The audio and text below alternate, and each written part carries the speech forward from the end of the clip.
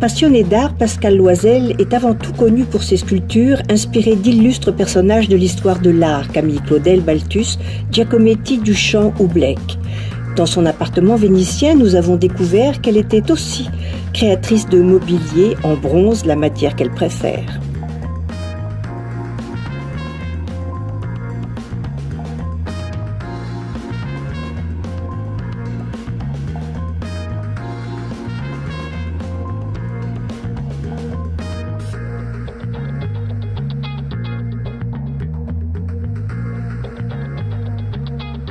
C'est un tout petit atelier ici, mais c'est l'endroit qui me permet quand même de commencer à faire des petites choses que je reprends ensuite à Paris, ou bien d'avoir quelques idées. Donc c'est formidable d'avoir ici à Venise ce petit coin où je peux être tranquille et où je peux un peu cogiter à ce que je vais faire. La sculpture, pour moi, c'est toujours un processus qui est assez intellectuel. C'est-à-dire que je pars toujours de biographies des artistes que j'aime et que je mets en situation, un peu comme je l'entends, mais que je mets en situation, souvent sous forme de dialogue. Donc ça a quelque chose qui a quelque chose à voir avec l'histoire de l'art, avec la manière dont je ressens l'œuvre de certains artistes ou de certains écrivains. Et c'est quelque chose d'assez élaboré, pour moi en tout cas.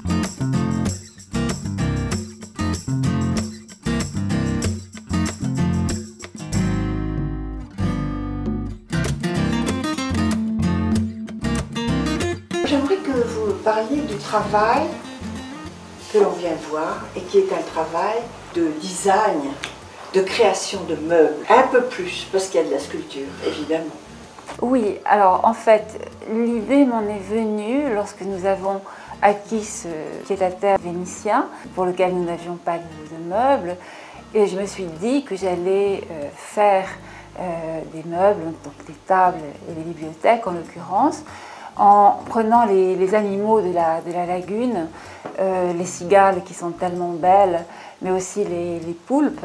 Et j'ai donc sculpté toutes les tiges des bibliothèques et des tables avec avec ces animaux. Et ensuite, je les ai assemblés d'une façon différente.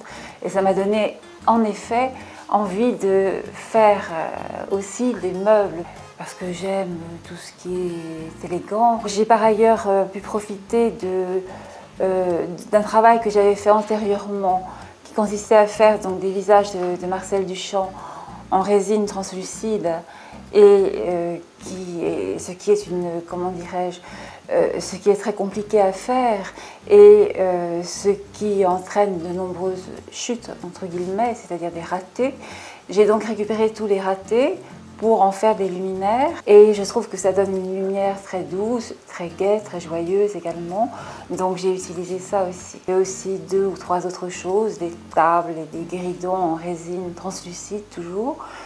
Et puis, ayant la chance de connaître un merveilleux verrier à Murano, qui est Aristide Nagent, j'ai bien l'intention de continuer, puisque nous avons déjà fait quelque chose ensemble, une collaboration qui pourrait être une collaboration plutôt sculpture ou plutôt mobilier, mais je n'en sais rien encore.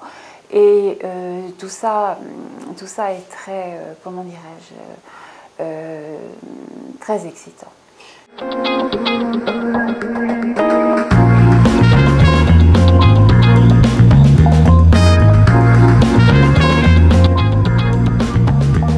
C'est vrai que être ici à Venise et tout près de Murano, ça permet d'élargir d'une façon extraordinaire son champ de possibilités, et d'imaginer donc travailler à la fois le bronze en même temps que du verre bombé avec des filaments d'or, avec des choses comme ça. Enfin, c'est tout un programme qui est en même temps un enchantement, parce que Murano Murano et l'histoire de Murano, ce qui s'y passe encore actuellement, bon, nous entraîne et nous enchante. Et par conséquent, il y a quand même dans la technique du verre que je vais petit à petit apprendre à connaître, il y a quelque chose qui est du domaine du rêve et du très très très très beau. Le nec plus ultra du mobilier d'artiste est sur mesure.